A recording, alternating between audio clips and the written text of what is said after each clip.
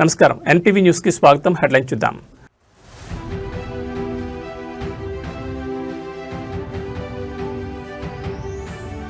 రైతులకు ఒకే విడతలో భరోసా నగదు, తెలంగాణ సర్కార్ సంచలన నిర్ణయాలు.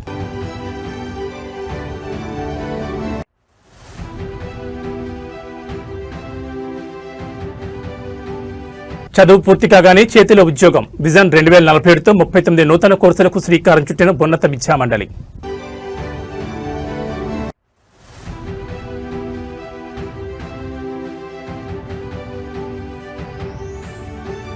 రాష్ట్రంలో సంచలనం ఎత్తిన డ్రగ్స్ కేసు మలుపులు.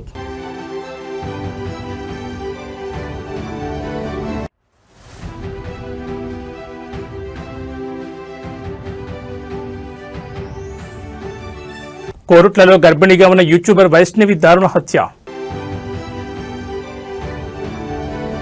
ఇక డీటెయిల్స్ చూస్తే రాష్ట్రంలో మహిళా సాధికారత లక్ష్యంగా ప్రభుత్వం సరికొత్త విప్లవానికి శ్రీకారం చుట్టింది. మహిళలు కేవలం బస్సు ప్రయాణికులే కాదు, ఇకపై బస్సు యజమానులు కూడా. ఈ అద్భుతమైన మార్పును శాసనమండలి వేదిక రవాణా శాఖ మంత్రి పొన్నం ప్రభాకర్ వివరించారు. శాసనమండలిలో నేడు ఆర్టీసీ పురోగతి, మహిళా సంక్షేమంపై కీలక చర్చ జరిగింది. ఈ సందర్భంగా మంత్రి పొన్నం ప్రభాకర్ పలు సంచలన విషయాలు వెల్లడించారు. రాష్ట్రంలో రవాణా రంగాన్ని మహిళా సాధికారతతో ముడిపెడుతూ ప్రభుత్వం తీసుకున్న నిర్ణయాలు ఇప్పుడు సర్వత్రా చర్చనీయాంశమవుతున్నాయి. రాష్ట్ర వ్యాప్తంగా సుమారు 600 బస్సులకు మహిళలను యజమానులను చేసింది ప్రభుత్వం. బ్యాంక్ ఈఎంఐలు చెల్లించిన తర్వాత కూడా ఒక్కో మహిళ యజమానికి నెలకు 70,000 రూపాయల నికర ఆదాయం లభిస్తోందని మంత్రి స్పష్టం చేశారు. మహిళలు పారిశ్రామికవేత్తలుగా ఎదుగుతుండడం గర్వకారణమని ఆయన పేర్కొన్నారు. మహాలక్ష్మి పథకం ద్వారా ఉచిత ప్రయాణాన్ని విజయవంతంగా అమలు చేయడమే కాకుండా బస్ స్టేషన్లలో ప్రయాణికుల సౌకర్యార్థం 100 కోట్ల రూపాయలతో మౌలిక సదుపాయాలను మెరుగుపరిచినట్లు వెల్లడించారు. ప్రజా రవాణాను ప్రజలకు మరింత చేరువ చేస్తూ ఏటూరు, నాగారం, పెద్దపల్లి జిల్లాల్లో కొత్తగా బస్ డిపోలను ప్రారంభించారు. అటు ప్రయాణికులతో పాటు ఇటు కార్మికుల భద్రత విషయంలోనూ ప్రభుత్వం వెనుకడుగు వేయలేదు. విధి నిర్వహణలో ఉండి ఆర్టీసీ కార్మికులు ఎవరైనా ప్రాణాలు కోల్పోతే వారి కుటుంబాలకు ₹1 భారీ బీమా అందేలా ప్రభుత్వం ఒప్పందం చేసుకుంది. ఇది కార్మిక కుటుంబాలకు కొండంత అండగా నిలుస్తుందని మంత్రి ఆశాభావం వ్యక్తం చేశారు. మొత్తానికి అటు మహిళలకు ఆర్థిక భరోసా, ఇటు కార్మికులకు సామాజిక భద్రత కల్పిస్తూ రవాణా శాఖ పరుగులు పెడుతోంది.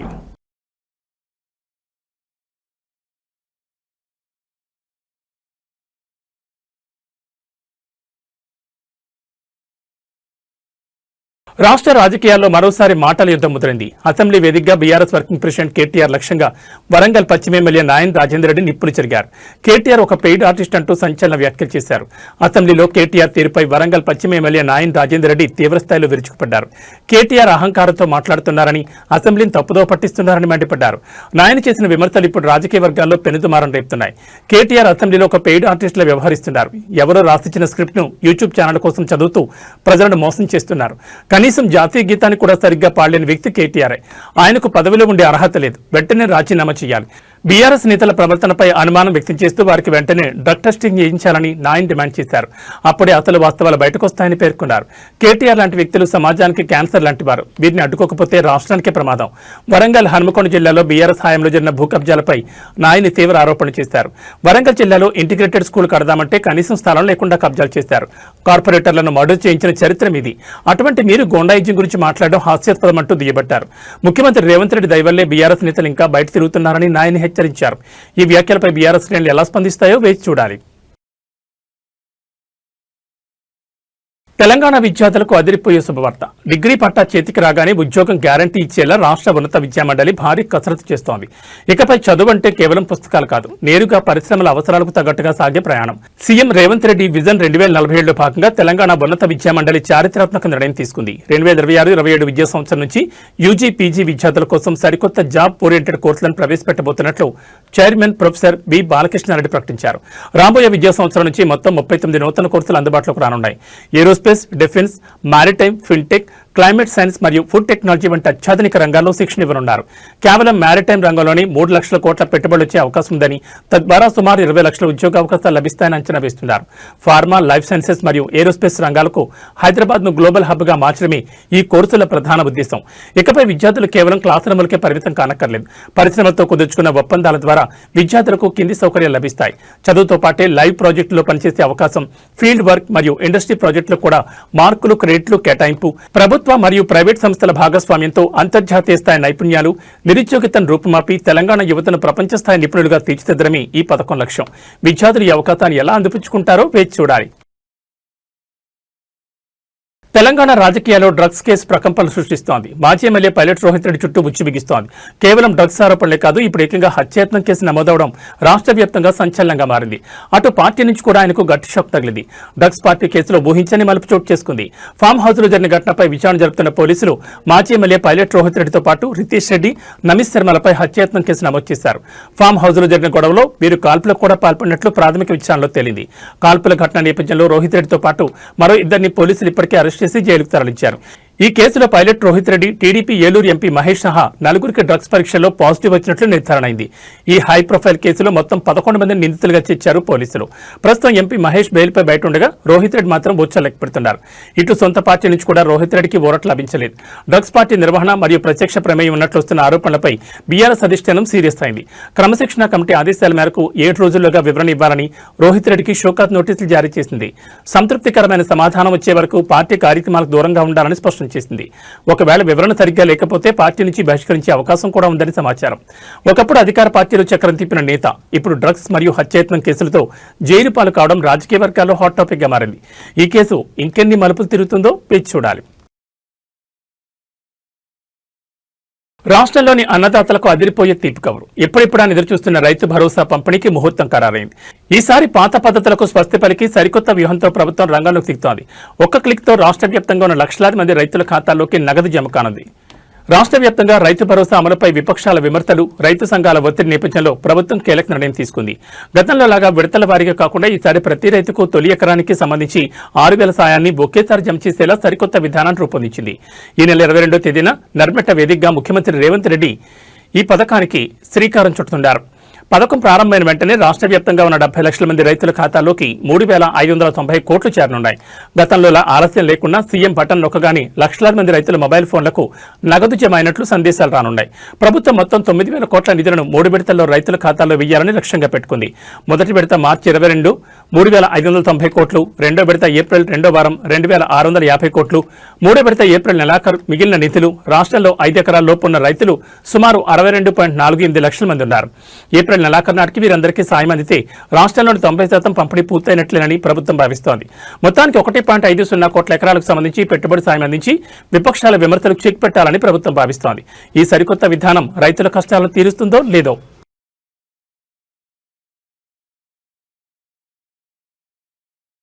తెలంగాణ శాసనసభలో మూసీ మంటలు రేగాయి. మూసీ పునరుజ్జీవన ప్రాజెక్టుపై చర్చ సందర్భంగా సభలో తీవ్ర దుమారం చెలరేగింది. ప్రభుత్వం చెబుతున్నవన్నీ అబద్దాలంటూ బీఆర్ఎస్ ఎమ్మెల్యేలు సభ నుంచి వాకౌట్ చేశారు. ప్రాజెక్టు పేరుతో పేదల ఇళ్లను కూల్చే కుట్ర జరుగుతోందని ప్రతిపక్షం గర్జించింది. అసెంబ్లీ వేదికగా నేడు జరిగిన హైడ్రామా పూర్తి వివరాలు చూస్తే శాసనసభలో మూసీ ప్రాజెక్టుపై మంత్రి శ్రీధర్ బాబు డీపీఆర్ వివరాలను వెల్లడిస్తున్న సమయంలో సభ ఒక్కసారిగా వేడెక్కింది. బీఆర్ఎస్ సభ్యులు అభ్యంతరాలు వ్యక్తం చేస్తూ స్పీకర్ పోడియం వద్దకు తీసుకెళ్లారు. కీలక ప్రశ్నలకు ప్రభుత్వం సమాధానం దాటవేస్తోందని ఆరోపిస్తూ సభను బహిష్కరిస్తున్నట్లు ప్రకటించి బయటకొచ్చారు. కేవలం 2 నెలల్లోనే డీపీఆర్ ఎలా తయారవుతుంది? ప్రజలను తప్పుదో పట్టించేందుకే ఈ దొంగ గణాంకాలు చెప్తున్నారని బీఆర్ఎస్ నేతలు నిలదీశారు. ప్రభుత్వం 1,435 నిర్మాణాలని చెప్తున్నా వాస్తవానికి వేలాది కుటుంబాలు రోడ్డున పడే ప్రమాదం ఉందని ఆందోళన వ్యక్తం చేశారు. ప్రతిపక్ష నేతలు మాట్లాడుతుంటే మైక్ కట్ చేస్తున్నారని, ప్రజాస్వామ్యబద్ధంగా చర్చ జరగడం లేదని బీఆర్ఎస్ సభ్యులు మండిపడ్డారు. వాకౌట్ అనంతరం మీడియా పాయింట్ వద్ద మాట్లాడిన బీఆర్ఎస్ నేతలు ప్రభుత్వంపై విమర్శల దాడిని ఉధృతం చేశారు. మూసీ పునరుజ్జీవనం పేరుతో రియల్ ఎస్టేట్ దందా చేస్తున్నారని, పేదల ఇళ్లు కూర్చడం తమ వల్ల కాదని స్పష్టం చేశారు. ప్రభుత్వం మొండి వైఖరిని ప్రజల్లోకి తీసుకెళ్తామని హెచ్చరించారు. మరోవైపు ప్రభుత్వం మాత్రం మూసీ ప్రక్షాళనలో ఎవరికీ అన్యాయం జరగదని, బాధితులకు మెరుగైన పునరావాసం కల్పిస్తామని భరోసా ఇచ్చింది. ప్రతిపక్షాలు కావాలని అభివృద్ధిని అడ్డుకుంటున్నాయని మంత్రి శ్రీధర్ బాబు కౌంటర్ ఇచ్చారు. మొత్తానికి మూసీ ప్రాజెక్టు తిరుగుతున్న ఈ రాజకీయ రగడ రాబోయే రోజుల్లో ఇంకెన్ని మలుపులు తిరుగుతుందో వేచి చూడాలి.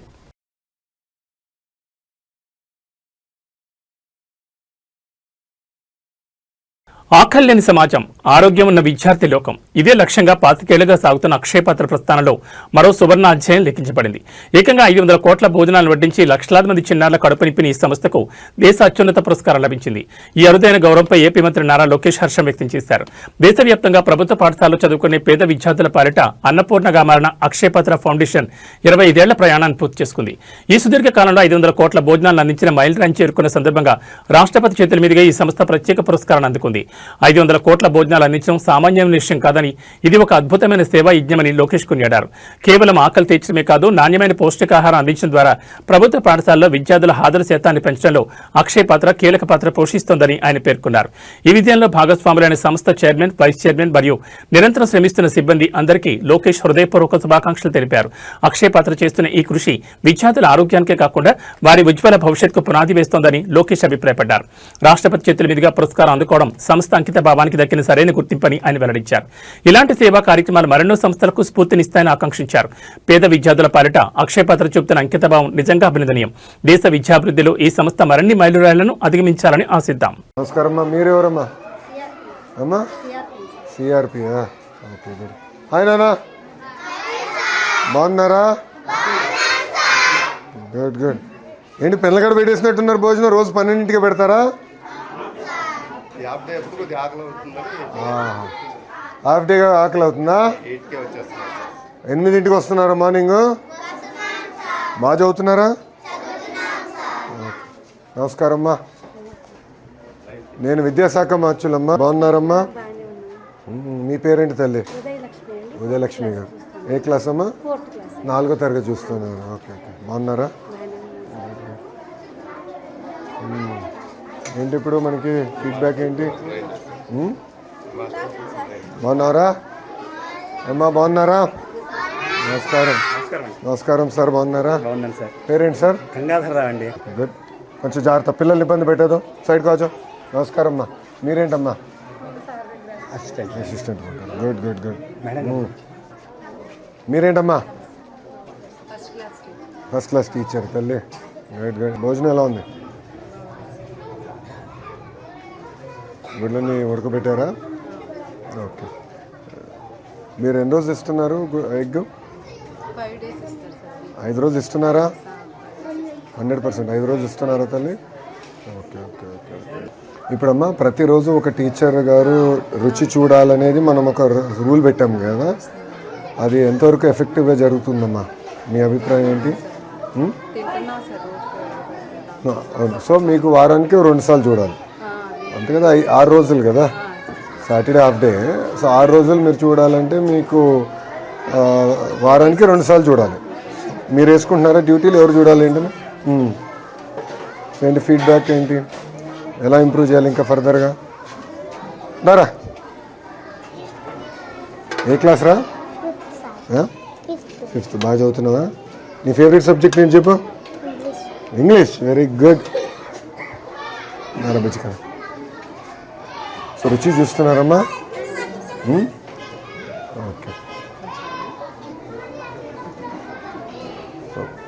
మన పైన పవిత్రమైన బాధ్యత ఉంది. ఈసారి జాగ్రత్తగా చూసుకోండి. అడ్మిషన్స్ కూడా మీరు దగ్గర నుంచి ఇప్పుడు స్టార్ట్ చేయాలి. నేను ఎంఈఓ డిఓలు కూడా చెప్పాను. ఇప్పటి నుంచి మన అంగన్వాడీ టీచర్తో. నమస్కారం అమ్మా, బాగున్నారా? ఎక్కడుంది సెంటర్?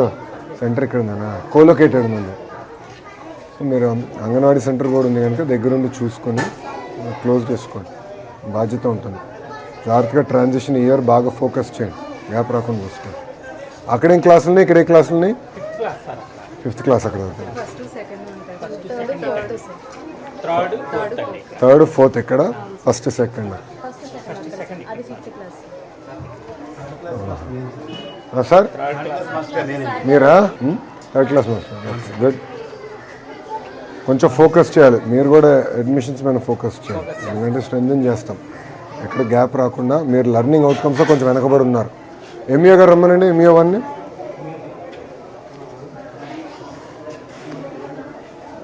లెర్నింగ్ అవుట్కమ్స్లో మంది 1.6 1.7 స్టార్ ఉంది. రమణ గారు రిపోర్ట్ ఇవ్వండి. మీరు చూసుకోండి తల్లి, కంగారు పడద్దమ్మా. నేను ఒకటే ఆలోచిస్తా, వీళ్ళని చూస్తే నా సొంత అబ్బాయి గుర్తొస్తాడు, అంతే కదమ్మా? ఇప్పుడు మేము ఈరోజు ఈ స్థాయిలో ఉన్నామంటే ఉపాధ్యాయులు మమ్మల్ని బాగా డిసిప్లిన్డ్గా శ్రద్ధగా పెంచారు కనుక మేము ఈ స్థాయిలో ఉన్నాం, అంతే కదా? సో నేను కూడా వచ్చింది ఏంటంటే, చిన్న సమస్య ఉన్నా నేను తెలుసుకోవాలి, ఆ సమస్యను పరిష్కరించాలి. ఇంత పెద్ద వ్యవస్థ అన్నప్పుడు చిన్న చిన్న సమస్యలు ఉంటాయి, ఉండకుండా పోవు. ఒకసారి అంటే పొరపాటు, రెండోసారి జరిగితే అలవాటు. అందుకే వచ్చాను, ఏం కంగారు ఏం లేదు, ఓకేనా? ఎక్కువ శ్రద్ధ పెట్టాలి, లెర్నింగ్ అవుట్కమ్స్ మీద ఎక్కువ ఫోకస్ చేద్దామా ఈసారి. అరే అందరు భోజనం చేశారా? అయిపోయిందా? అందరు భోంచేశారు. నాకు కూడా పెట్టిస్తారా? ప్లేట్ ఉందా ఒకటి? ఇది ఎవరిది ఇది? అరే చిన్న ప్లేట్ ఇరా. అందరూ ప్లేట్ అదొకటి ఉంటుంది కదా, ఒక ప్లేట్ నీదా? తినేసావా? భోంచేసావు కదా? ఓకే, థ్యాంక్ యూ బుజ్జి. నేను వేసుకుంటానమ్మా, అంత తిన్నా. మీరు పెరిగే వయసురా, మీరు ఎంత తిన్నా పర్లా. థ్యాంక్ యూ తల్లి, థ్యాంక్ యూ అమ్మా. ఏంటి విషయాలు? బాగా చదువుతున్నారా? మీరు ఏ క్లాస్ రా? ఒక నిమిషం ఒక్కొక్కరు మాట్లాడాలి. ఇక్కడ 4th 5th ఉన్నారా? ఓకే, 4th వాళ్ళు చేతులు పైకి ఎత్తండి. Okay, good. ఫేవరెట్ సబ్జెక్ట్ ఏంటి? ఇంగ్లీష్. మీకు? తెలుగు. ఆల్రౌండరా? మ్యాథ్స్ ఇష్టం లేదా ఎవరికి ఇక్కడ? సైన్స్?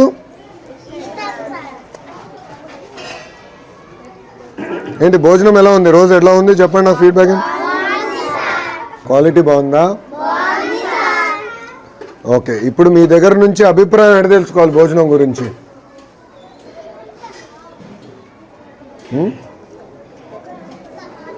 ఒకవేళ భోజనం బాగాలేకపోతే ఇంటికి వెళ్ళి అమ్మ నాన్నకి చెప్తారా? చెప్తారు. సో అమ్మ నాన్న ఫోన్కి నేను ఫోన్ చేసి కనుక్కుంటే కరెక్ట్గా తెలుస్తుందా అన్నం ఎలా ఉంది ఏంటని? తెలుస్తుందా? ఓకే, సో నేను మొత్తం వివరాలు కనుక్కుంటానమ్మా. ఓకేనా? ఇంకోసారి కాకినాడ జిల్లా ప్రతిపాడు నియోజకవర్గంలో పులి పంజా విసురుతోంది. గత కొన్ని రోజులుగా అటవీ గ్రామాలను గడగడలాడిస్తున్న పెద్ద పులి ఇప్పుడు తమ మకాం మార్చింది. బురదకోట కొండ ప్రాంతాల్లో పులి కదలికలను అటవీశాఖ అధికారులు గుర్తించడంతో స్థానిక ప్రజలు తీవ్ర భయాందోళనకు గురవుతున్నారు. అసలు పులి ఎటువైపు పెడుతోంది? అధికారులు తీసుకుంటే చర్యలేంటి? కాకినాడ జిల్లాలో పెద్ద పులి సంచారం అటవీ అధికారులకు కంటి మీద కొనుక్కు లేకుండా చేస్తోంది. గతంలో బౌరువాక ప్రాంతంలో కనిపించిన పులి తాజాగా బురదకోట కొండ ప్రాంతంలో అడుగుపెట్టింది. అయితే పులి తాను వచ్చిన మార్గంలోనే తిరిగి దట్టమైన అటవీ లోతట్టు ప్రాంతాల్లోకి వెళ్తున్నట్లు అధికారులు అంచనా వేస్తున్నారు. బురదకోట, కొండపల్లి, బాపనధార గ్రామ ప్రజలు అప్రమత్తంగా ఉండాలని అధికారులు సూచించారు. మిర్తివాడ, ధారపల్లి పరిసర ప్రాంతాల్లో ప్రజలు పొలాలకు లేదా అటవీ అంచులకు ఒంటరిగా వెళ్లకూడదని డీఎఫ్ఓ రామచంద్రరావు హెచ్చరించారు. పులి కదలికలను కనిపెట్టేందుకు అత్యాధునిక కెమెరా ట్రాప్లు, డ్రోన్లను రంగంలోకి దించారు. పులిని సురక్షితంగా అడవిలోకి పంపేందుకు లేదా అవసరమైతే బంధించేందుకు అటవీశాఖ సర్వసన్నద్ధమైంది. హనుమాన్ బృందంతో పాటు అత్యవసర పరిస్థితి కోసం ట్యాంక్విలైజింగ్ బృందాలను కూడా సిద్ధం చేశారు.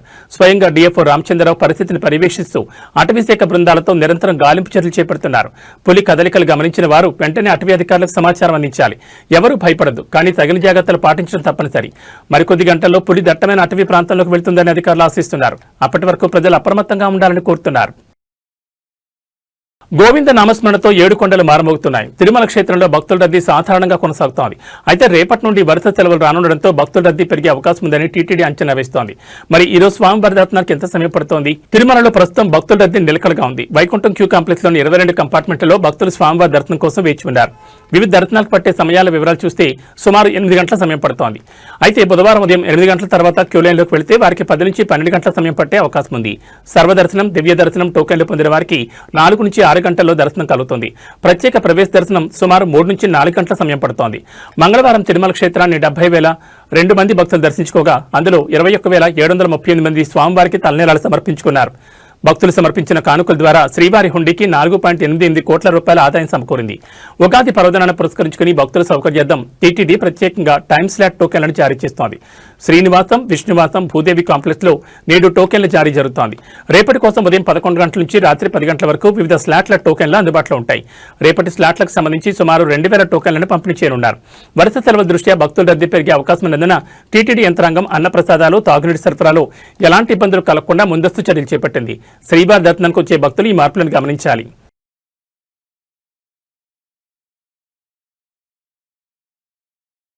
ప్రకృతి వడిలో పక్షుల కిలకిల రావాలు వినపడాల్సింది పోయి నేడు మూగజీవుల ఆర్తనాదానాలు విన్నంటున్నాయి.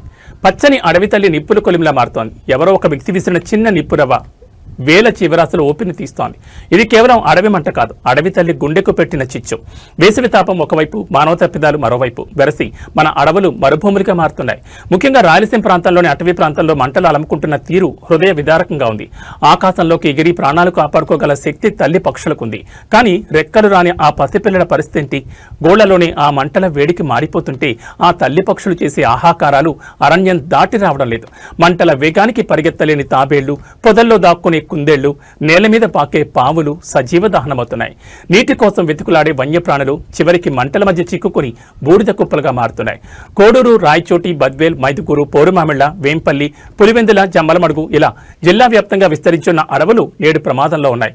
కేవలం పైశాచిక ఆనందం కోసం కొందరు చేసే పనులు ప్రకృతి సమతుల్యతను దెబ్బతీస్తున్నాయి. అడవిని కాపాడుకోవడం అంటే మన ఊపిరిని మనం కాపాడుకోవడమే. అటవీ శాఖ యంత్రాంగం అప్రమత్తంగా ఉన్నప్పటికీ ప్రజల భాగస్వామ్యం లేనిదే ఈ అగ్ని కేలలను ఆర్పడం అసాధ్యం. నోరు లేని జీవాల ప్రాణాలు కాపాడదాం, అడవిని రక్షించుకుందాం. మంటలు రాజేసే వారిపై కఠిన చర్యలు తీసుకోవాలని కోరుకుందాం.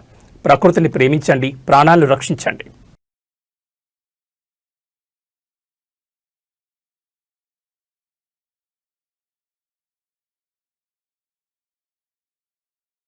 గుడుంబాపై ఉక్కుపాదం, మరి బెల్ట్ షాపులపై ఎందుకు కరికరం? ఎక్సైజ్ శాఖ దాడుల్లో కనిపిస్తున్న ఈ సెలెక్టివ్ కఠినత్వం వెనుక మతలబేంటి? టూ వీలర్పై గుడుంబ కనిపిస్తే సీజ్ చేసే అధికారులు అదే టూ వీలర్పై మద్యం సీసాలు తరలుతుంటే కళ్ళెందుకు మూసుకుంటున్నారు? పల్లెల్లో రాజ్యం వెళ్తున్న బెల్ట్ షాపుల దందాపై మండలంలో గుడుంబా నిర్మూలన ధ్యేయంగా ఎక్సైజ్ శాఖ ముమ్మర దాడులు చేస్తోంది. వాహనాల సీజ్, కేసుల నమోదుతో అధికారులు బిజీగా ఉన్నారు. అయితే ఇదే సమయంలో గ్రామాల్లో పుట్టగొడుగుల్లా పుట్టుకొస్తున్న బెల్ట్ షాపుల వ్యవహారం ఇప్పుడు చర్చనీయాంశంగా మారింది.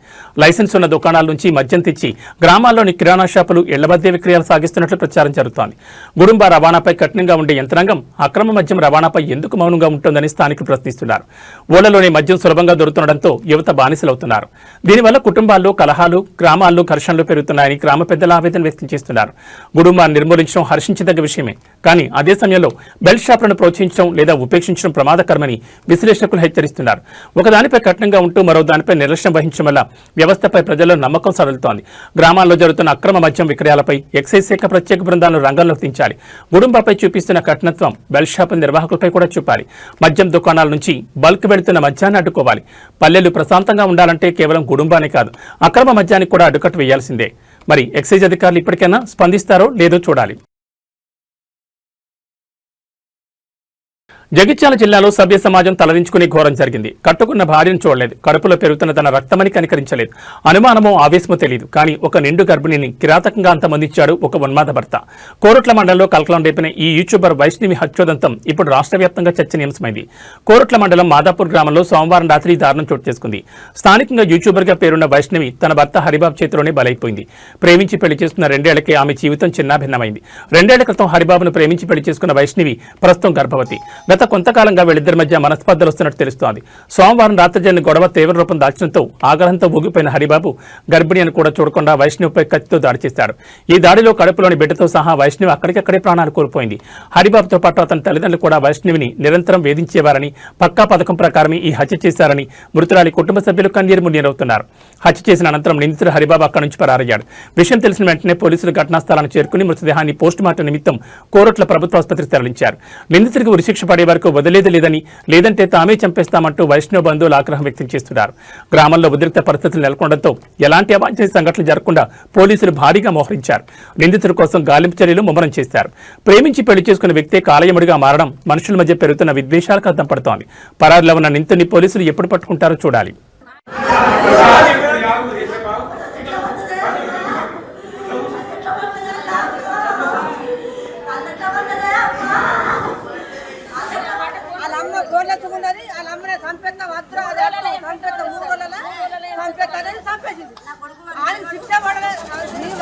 మీ వల్ల కాకపోతే చెప్పు, మేము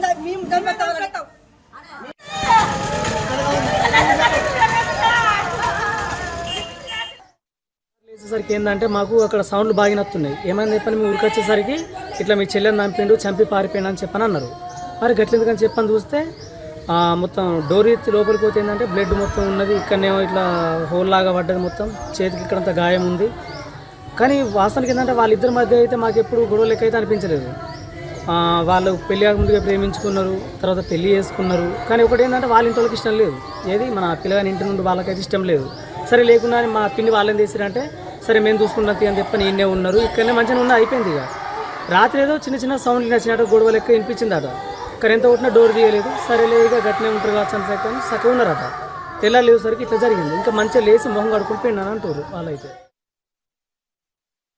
ఆ పిల్ల లేకపోతే నేను చచ్చిపోతానన్నాడు.